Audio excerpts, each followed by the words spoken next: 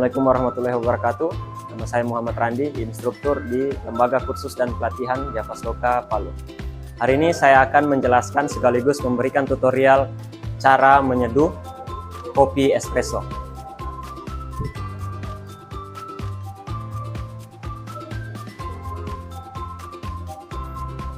Espresso berasal dari bahasa Itali yang berarti ekspres atau cepat. Jenis seduhannya, kopi diseduh menggunakan tekanan tinggi, biasanya sekitar 8,5 sampai dengan 9,5 bar. Tekanan bar yang tinggi itu mampu menggantikan durasi seduh yang biasanya ada pada seduhan kopi pada umumnya.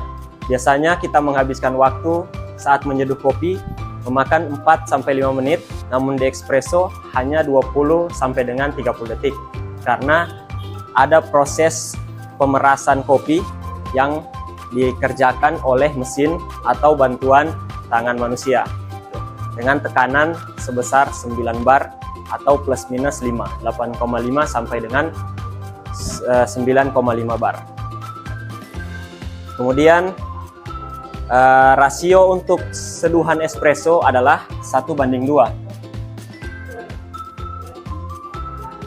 Setiap 1 gram kopi itu diseduh dengan 2 gram air. Jadi espresso ini adalah merupakan sebuah minuman yang kental. Selain dia cepat, rasanya strong dan intens, kekentalan juga menjadi satu ciri khas dari kopi espresso.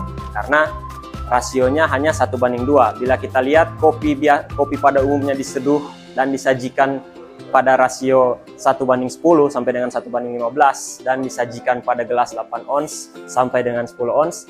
Untuk espresso dia hanya bersekitar di 1 sampai dengan 2 ons karena rasio yang kecil ini. Contoh, apabila kita menggunakan 18 gram kopi, maka hasil seduhannya itu kelipatan 2 dari 18 gram ini, yaitu 36 gram. Dan ini merupakan 2 porsi minuman espresso atau biasa disebut dengan 2 shot. Oke, berarti 1 shot espresso hanya 18 gram.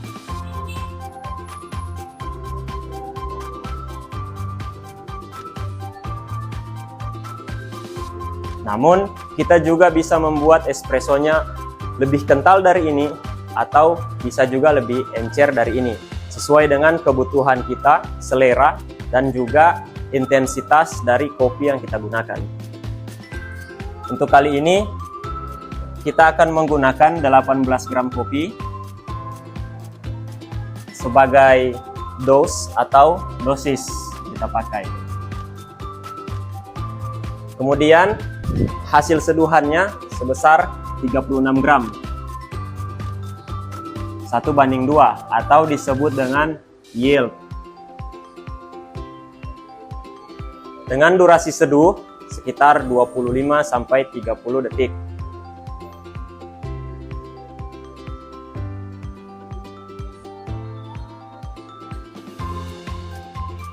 Atau disebut dengan time. Jadi untuk espresso, variabel paling utama yang ditentukan saat menyeduh adalah 3 ini. Dose, berapa banyak bubuk kopi yang kita gunakan. Yield, berapa banyak cairan kopi yang dihasilkan. Dan time, durasi seduh sejak kita menekan tombol pada mesin atau pada saat kopi itu diperas sampai dengan tetesan terakhirnya. Bagaimana kita menentukan 3 variabel ini? Pertama, kalau dari dose, kita menentukan dari seberapa banyak bubuk kopi yang kita mau pakai atau seberapa kental kopi yang kita mau hasilkan. Dan itu disesuaikan dengan ukuran penampung bubuk kopi yang akan kita pakai saat menyeduh. Itu disiapkan oleh mesin itu sendiri. Untuk saat ini, kita menggunakan penampungan kopi sebesar 18 gram. Jadi kita akan menggunakan bubuk kopi 18 gram dan minimal 17, maksimal 19. Jadi plus minusnya hanya 1 gram. Dan ini dinamakan dengan filter basket. Ini adalah alat yang akan menyaring kopinya dan ini dinamakan portafilter, tempat untuk memasang filter basketnya. Nah, jika sudah seperti ini, namanya portafilter.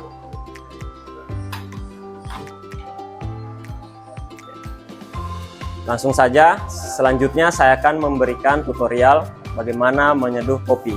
Pertama, ada 4 hal atau 4 perangkat utama dalam menyeduh espresso.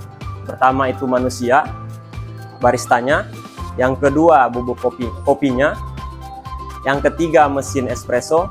Dan yang keempat grinder espresso untuk menggiling kopinya. Manusianya saya sendiri, kemudian yang kedua di sini saya sudah siapkan biji kopi espresso, grinder untuk menggiling menggiling kopinya, dan mesin untuk menyeduh atau mengekstraksi. Adapun perangkat-perangkat lain yang dibutuhkan adalah timbangan untuk mengukur gramasi agar supaya setiap kita menyeduh itu tetap konsisten dan akan mudah untuk direpetisi.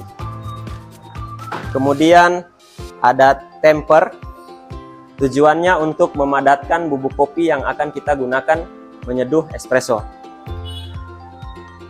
Ada smoothing temper untuk meratakan permukaan. Kemudian tamping mat sebagai tatakan pada saat kita memadatkan bubuk kopi. Dan jangan lupa kita juga memerlukan lap untuk membersihkan setiap tetesan air yang tidak dibutuhkan pada saat menyeduh. Pertama, kita masukkan biji kopinya pada grinder atau penggiling kopinya.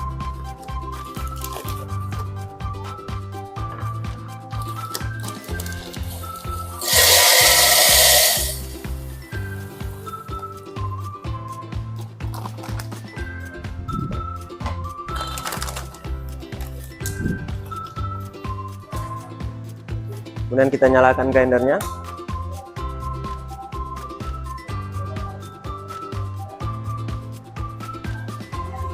Oke. Kemudian saya akan menjelaskan sedikit terkait perangkat-perangkat yang ada pada mesin espresso. Untuk tempat memasang porta ini dinamakan group head. Group head ini adalah saluran terakhir atau saluran final di mana air yang digunakan untuk menyeduh espresso keluar. Di dalam group head akan mengalir air sesuai dengan tekanan yang dibutuhkan. Dalam hal ini 9 bar.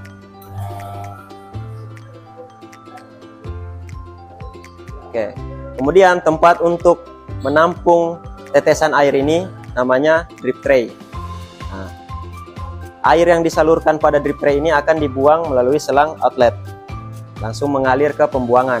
Kemudian air yang digunakan menyeduh itu masuk dari selang inlet yang ada di belakang.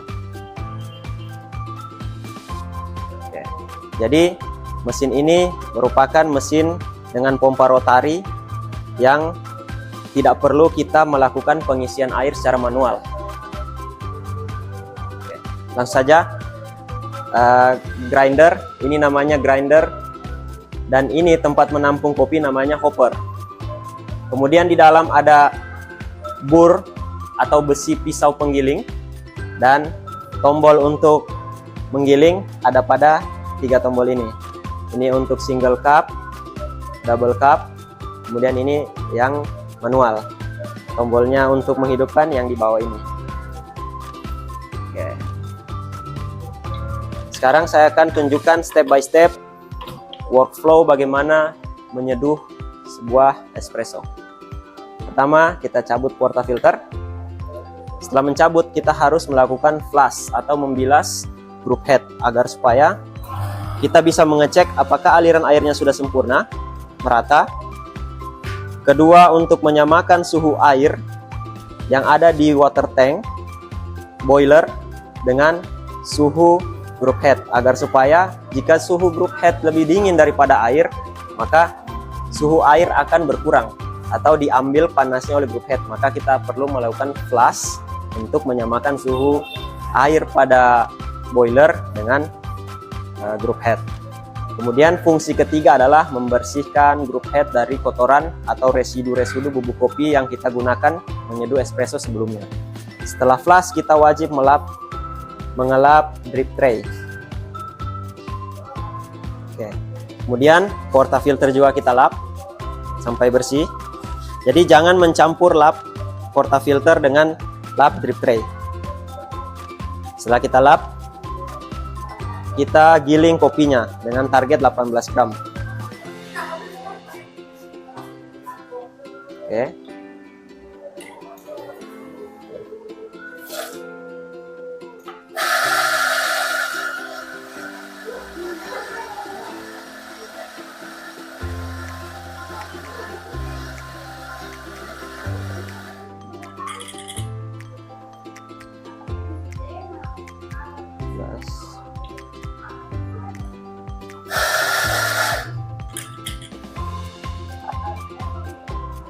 Oke, 18,3.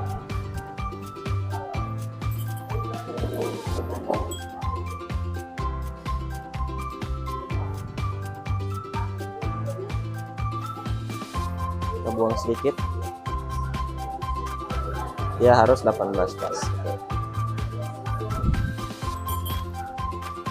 18. Setelah 18 pas, kita ratakan dengan cara mengetuk bagian atau area portafilter. Setelah merata, kita ratakan lagi permukaannya menggunakan smoothing temper. Cukup dengan 2 putaran, kemudian kita tamping atau dipadatkan. Biasanya tekanannya 12 sampai dengan 15 kg. Nah, jika sudah padat seperti ini, maka dia tidak akan tumpah atau tidak akan jatuh ketika dibalik. Kemudian kita bersihkan area porta, itu ada 1, 2, 3, dan 4. Agar supaya bubuk-bubuk kopi tidak masuk ke dalam cangkir yang kita pakai menampung espresso. Setelah itu kita pasang pada mesin.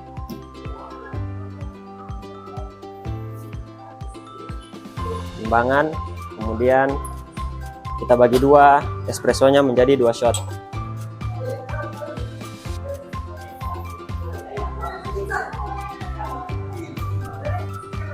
Di sini kita bisa lihat tekanannya ada di 9 bar.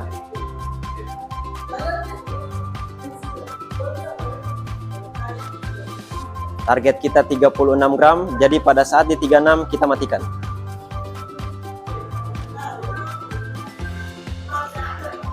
Oke.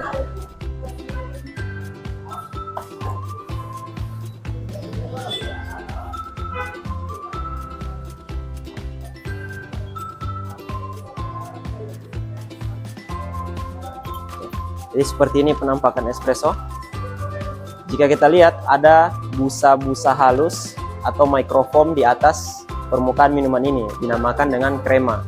Ini merupakan karbon dioksida yang terperangkap dalam biji kopi. Semakin segar kopinya, maka semakin banyak krema yang dihasilkan. Semakin gelap roastingannya atau semakin dark, maka semakin tebal juga krema yang dihasilkan. Jika kita lihat kremanya lumayan tebal dan warnanya sudah mulai kecoklatan, berarti hasil seduhannya dan biji kopinya itu baik. Kemudian setelah melakukan penyeduhan, kita harus membuang bubuk kopi yang masih ada pada portafilter. Ini dinamakan dengan pak. Ini jangan lupa di flash dengan tujuan membersihkan. Kemudian kita buang, diketuk saja pada knockbox. Jadi hasil bubuk kopi yang diperas tadi seperti ini, padat. Kemudian kita lap portafilternya.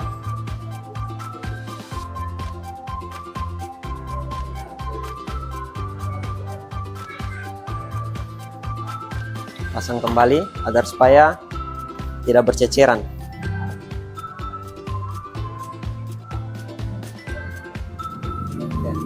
Pastikan alur kerja atau workflow yang dilakukan oleh seorang barista saat menyeduh espresso itu tetap konsisten dan terjaga, agar supaya bukan cuma hasil seduhan yang bisa direpetisi dengan sempurna, juga area kerja pada bar itu tetap terjaga kebersihan. Jika kita lihat, espresso pada saat selesai diseduh tadi memiliki 3 layer. Yang paling bawah, yang pertama turun adalah bagian sugar atau gula alami pada kopi, sukrosa. Kemudian ada heart atau bodinya.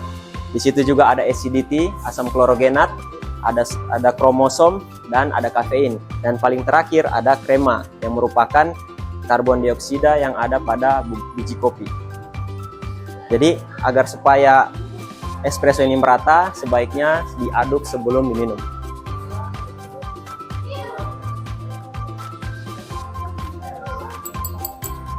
Jadi dengan porsi sekecil ini sudah cukup memberikan kebutuhan kafein harian orang-orang yang ada di negara asal espresso ini, yaitu Italia. Jadi budaya minum kopi di Italia merupakan budaya minum kopi espresso. Mereka tidak meminum kopi dalam dosis yang besar, dalam artian kopinya hanya sesedikit ini, tapi jumlah kafein yang didapatkan sama dengan atau bahkan bisa lebih dengan segelas kopi yang porsinya terlihat banyak. Selain itu, karena espresso yang kental dan sedikit ini, maka saat dicampurkan dengan susu, dicampurkan dengan minuman campuran minuman yang lain, es batu, dibuat es kopi, itu tidak menambah keenceran pada minuman tersebut. Jadi espresso adalah minuman kopi yang paling baik digunakan sebagai basis atau base untuk segala macam minuman yang dijual pada saat ini atau di zaman ini. Rasa pada espresso itu cenderung intens, bold, mouthful, dan sangat strong karena kekentalan ini. Jadi jika ingin diminum dengan kebutuhan kafein bisa diminum langsung. Jika ingin dinikmati perlahan-lahan bisa dicampurkan air menjadi kopi hitam. Kemudian jika ingin jadi kopi susu bisa dicampurkan susu segar, atau budaya kita di Indonesia jika ingin disajikan sebagai minuman kopi manis bisa dicampurkan susu kental manis. Oke, itu saja dari saya. Saya harap video yang saya buat kali ini bisa memberikan insight, pengetahuan, dan disiplin dalam hal kebaristaan, terutama pada saat melakukan penyeduhan espresso. Alasan-alasan melakukan setiap hal atau gerakan yang ada pada saat menyeduh espresso itu bisa diketahui oleh para penonton sekalian. Terima kasih. Wassalamualaikum warahmatullahi wabarakatuh.